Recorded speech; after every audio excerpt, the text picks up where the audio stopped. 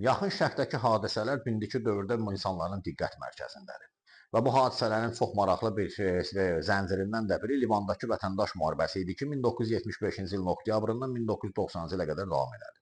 Həmin vətəndaş müharibəsinə qədər isə Livan dövrünün ən zəngin inkişaf etmiş ölkələrindən biri idi. Beyrutdakı otellər şəbəkəsi dünyada çox məşhur idi.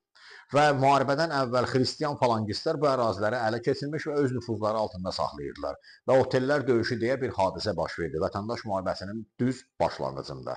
Döyüş 1975-ci ilin oktyabrından 76-cı ilin aprelinə kimi davam elədi. Döyüşün birinci mərhələsi oktyabrdan noyabra qədər davam elədi. Sol islamçıların hücumu ilə başladı.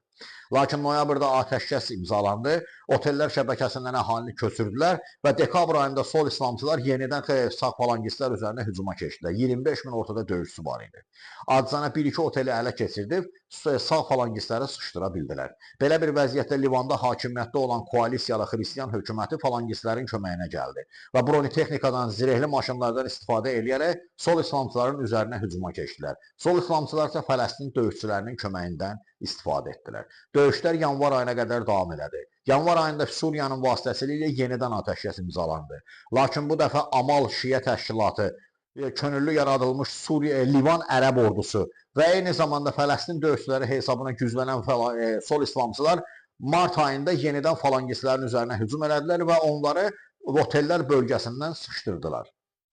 Aprel ayının ikisində Suriyanın vasitəsilə bağlanmış yeni atəşkəsə görə otellər bölgəsini falangistlər tərk etdilər. Lakin burada yeni bir faciə imza atıldı. Beyrut 2 yerə bölündü və 1990-cı ilə qədər Livanda vətəndaş müharibəsi uzandı.